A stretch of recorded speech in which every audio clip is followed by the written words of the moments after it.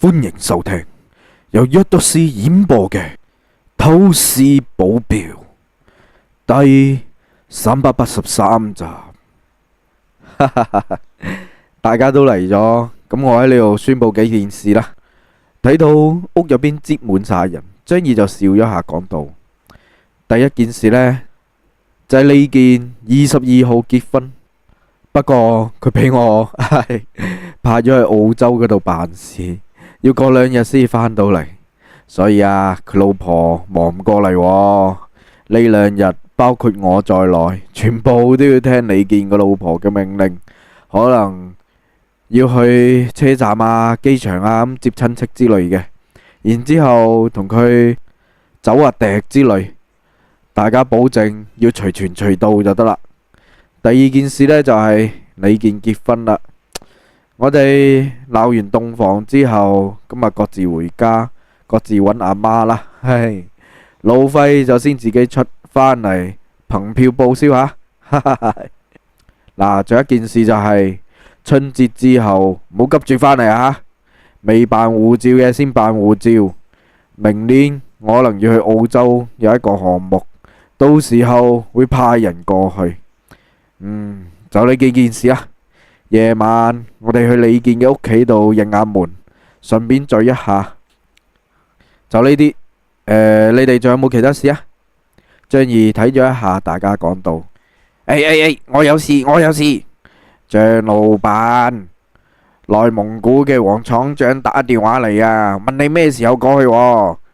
劉文瑞係負責內蒙古廠方面嘅溝通，佢算係董事助理，所以黃廠長同佢通電話係最多嘅。張儀就諗咗下，講道：咁啊，咁我睇下呢2日，就呢2日啦，我又過去一趟咁，喺婚禮之前過去啊。我都有事啊，老闆。過春節我唔返去屋企嗰度得唔得啊？同你一齊過得唔得啊？劉二水舉手咁講道：我都係啊。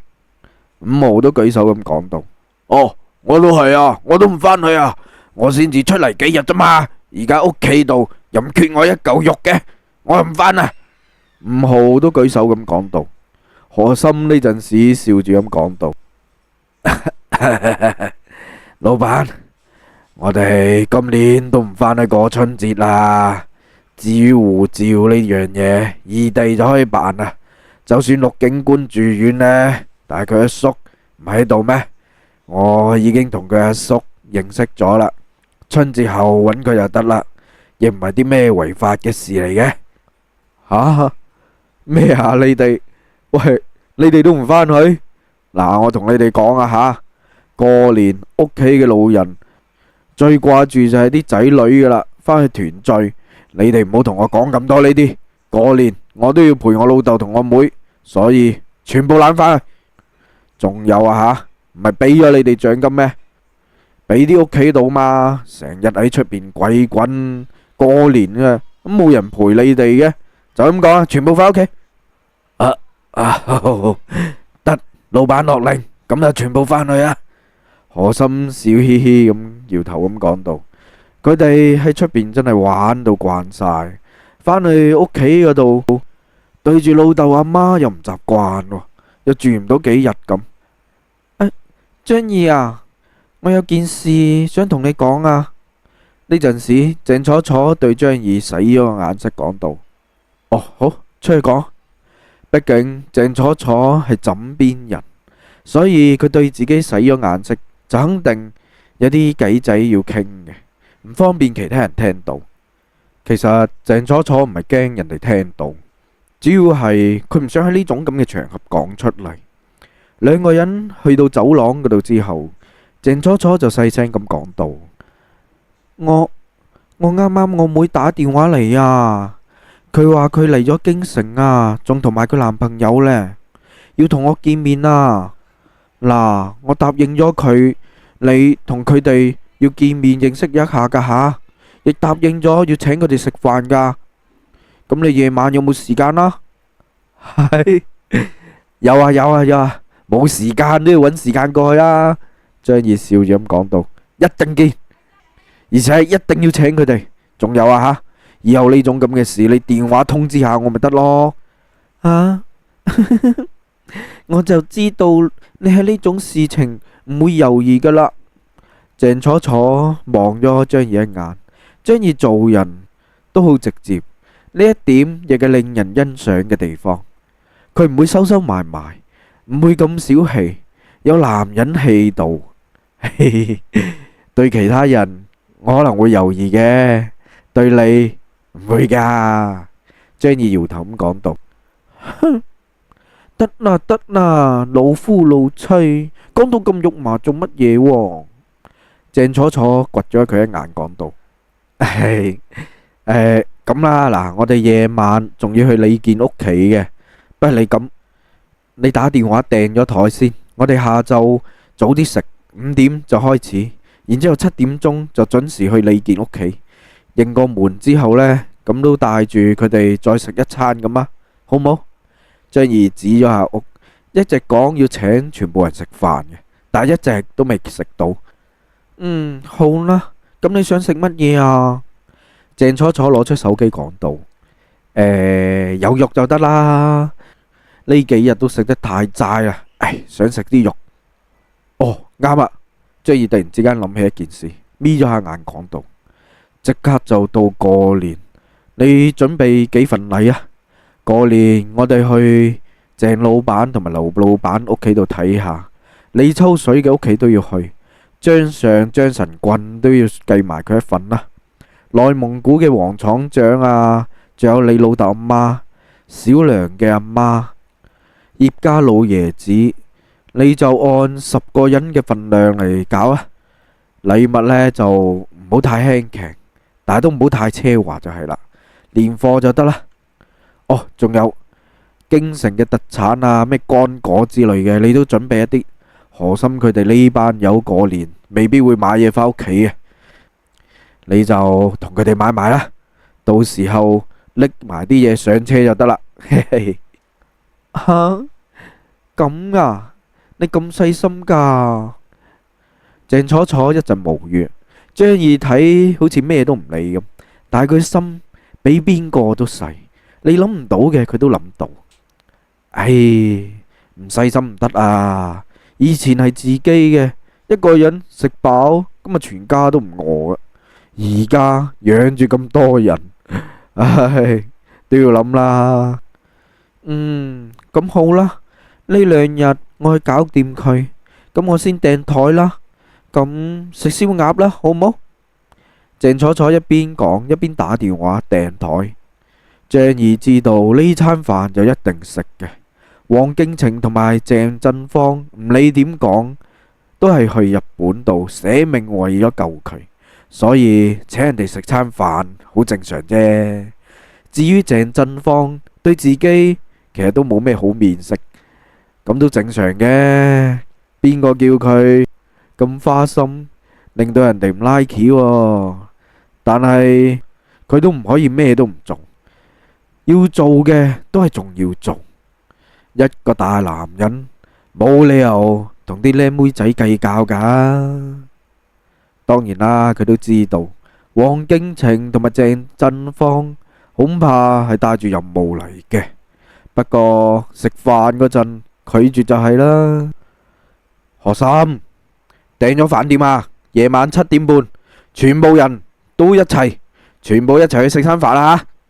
張儀重新打開個門，叫何心佢哋去訂台。都係唔好訂啦吧吓！何心一聽張儀又話要安排啲咩飯局啊，真係頭痛啦。因為張儀安排完之後，呢條友就跑咗人，唔到場嘅，所有人都喺個飯店度等佢。做乜嘢唔好啊？一齊食個飯唔好咩？張儀有啲莫名其妙。你今日唔會再放飛機啊嘛？何心緊張咁講道。張儀一下子就明白何心點解咁多擔心啊。張儀就尷尬咁講道：得啦，唔會啦，今晚準時到啊。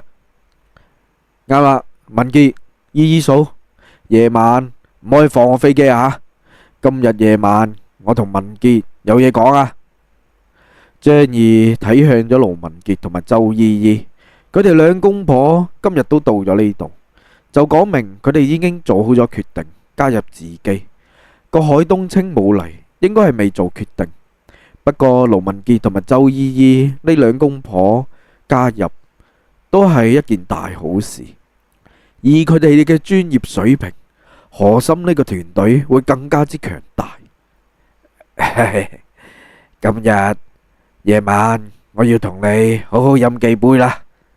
盧文傑笑住咁講道，周姨姨都笑咗一下。張儀呢個人面面俱到，佢哋兩公婆以後應該唔會蝕底嘅。歡迎收聽由約道士演播嘅《透視保鏢》第384章。張儀同埋鄭楚楚喺郭林家家常菜館出邊，同埋黃敬晴仲有鄭振芳見咗面。見面係鄭楚楚想介紹嘅，但係黃敬晴就嬉皮笑面咁嚟咗一句姐夫之後，鄭楚楚就瞬間懵嘅。張儀同呢個未見過面嘅妹夫識嘅？唔使介紹啦，我哋見過噶。振芳你好啊，張儀主動咁伸出手講道。鄭振芳本身有任務，同埋又唔想佢姐姐為難，所以勉強咁同張儀今日握咗下手，表情都唔冷唔淡咁樣，亦講唔上冰冷，不過都講唔上熱情嘅，亦冇叫咩姐夫之類嘅，都冇講嘢。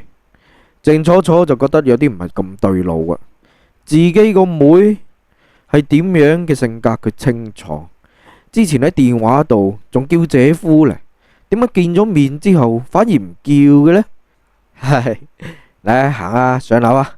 小王啊，你屋企都喺京城噶？張儀一面好奇咁講道。唔係啊，姐夫，我屋企喺廣東噶。黃敬晴用咗一句廣東話講道。哦，張儀就睇咗一下鄭楚楚一眼。之前喺車上邊，鄭楚楚講佢妹夫都喺京城呢。鄭楚楚就睇咗一眼鄭振芳，佢都係聽佢妹講嘅。敬晴喺京城買咗房啊，所以以後會定居喺京城啊。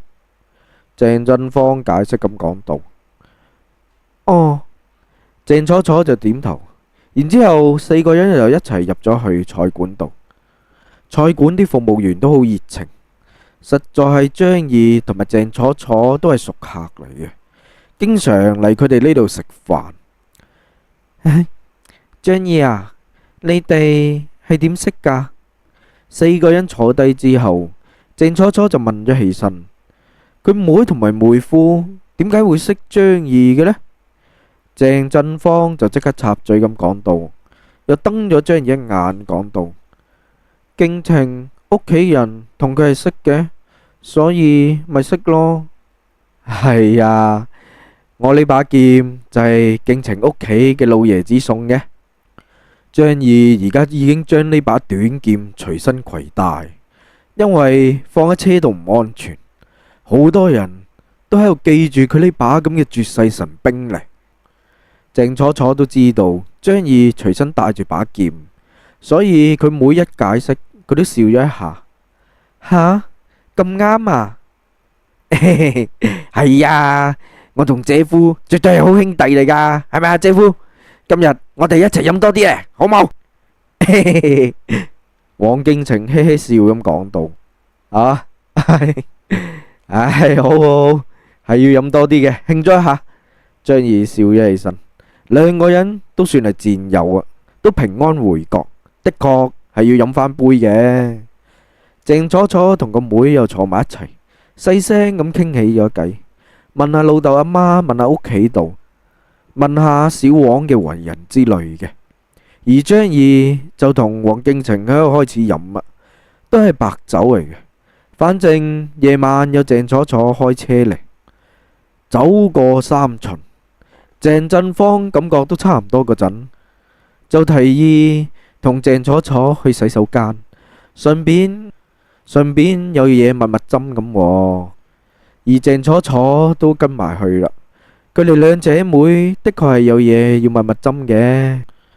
兩個女嘅一行開，黃敬晴就即刻笑住咁講道：姐夫啊，你唔好嬲陣放嘅氣啊，佢就係咁噶啦。佢個人太直啊，所以都冇咩壞心眼嘅。係呢個我知，你有咩嘢就快啲講啦，我聽下先啦。張儀攞起個酒杯講道：有兩件事。黃敬晴都唔拖拖拉拉啊，豎起兩隻手指講道：第一個呢，係我副組長落咗死命令啊，話綁都要綁到你返去佢嗰度喎，綁唔到嘅話，我哋就處分啦。你要知道啊，處分嘅話，到時評級咩獎金啊、升官啊咁都會影響啊。所以姐夫，我哋兩個係連襟嚟噶嘛，你幫下我啊，好唔好啊？吓，咁啊，咁第二件呢？張儀飲住酒講道：第二件呢就有啲嚴重。黃敬晴板住塊面咁講道：收到可靠情報啊，啲日本仔嘅三道流派嘅組織有200幾人，分批咁樣入咗國內，有啲去咗東北，有啲去咗南方，有啲嚟咗京城。佢哋啊，呢次出動咗咁多人，全部都係三大流派嘅頂尖高手嚟嘅。所以啊，你將啲烈狼引咗過嚟啊。三大流派係乜嘢嚟噶？張儀都唔知乜 Q 係流派唔流派嘅，佢純粹就係一個江湖之外嘅人，咩都唔識。三大流派係一個統稱嚟嘅，其中包括劍道啊、忍道啊、神道咁樣。劍道就係玩劍嘅，其中以武士刀或者咩競技劍之類嘅武器。忍道就係忍者，忍者就分為咩下忍啊、中忍啊、上忍同埋上上忍咁樣。最高有9段，用嘅武器亦係武士刀嘅。而神道就係日本最神秘嘅流派啦，劍術、忍術都一齊修嘅，而且包括一啲稀奇古怪嘅法術，同埋咩神鬼學之類嘅喎。我將啲狼惹咗過嚟啊！張儀不動聲色咁講道，佢唔信堂堂嘅大中華大地冇人可以對付到呢班咁嘅爛攤。係啊，你破壞咗戰後嘅規則啊！規則就係嗱，我唔想聽啊！張儀搖頭，嗱，我唔屬於你哋嗰個圈子噶吓，咩規則之類嘅原則啊，咩法律嗰啲都唔好賴喺我身上邊。我殺日本仔純粹係個人原因噶咋吓。呢個我知道，但係日本仔唔係咁諗噶嘛，借住呢個理由嚟啊嘛。就算你唔係我哋呢個圈嘅，但係你都係中國人啊嘛。打個比喻啊，佢哋啊想喺呢度搞破壞，想借住呢個理由嚟殺人放火，想做翻當年嘅事。呢件事你理唔理啊？不過當然啦，佢哋或者唔會殺啲平民嘅，但係呢個係對我哋嘅中國人嘅挑撥啊！你而家有嗰個能力，咁梗係幫下手噶啦。嗱，我問你啦，你幫唔幫先？如果你話唔幫嘅，咁我即刻走人，同埋你埋單啊吓！張儀就笑咗起身。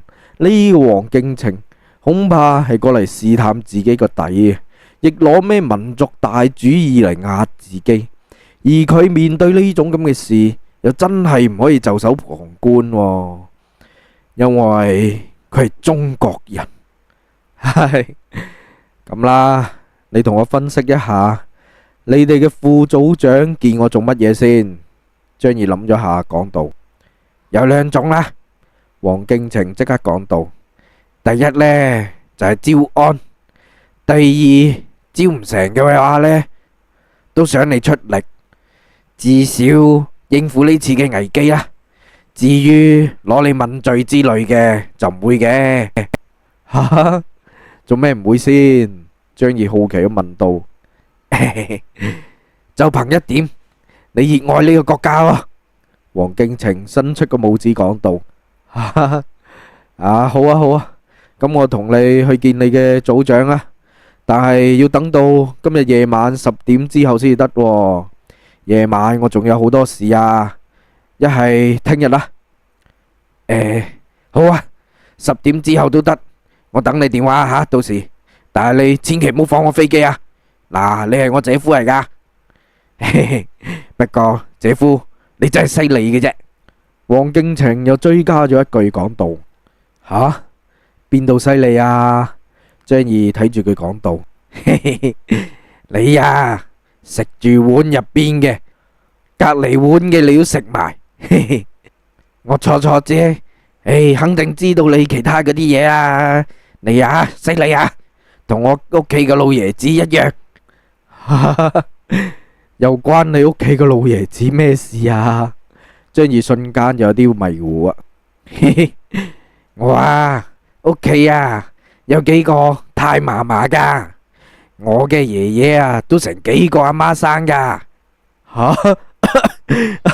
好好好，我哋下個話題，呢個打住吓。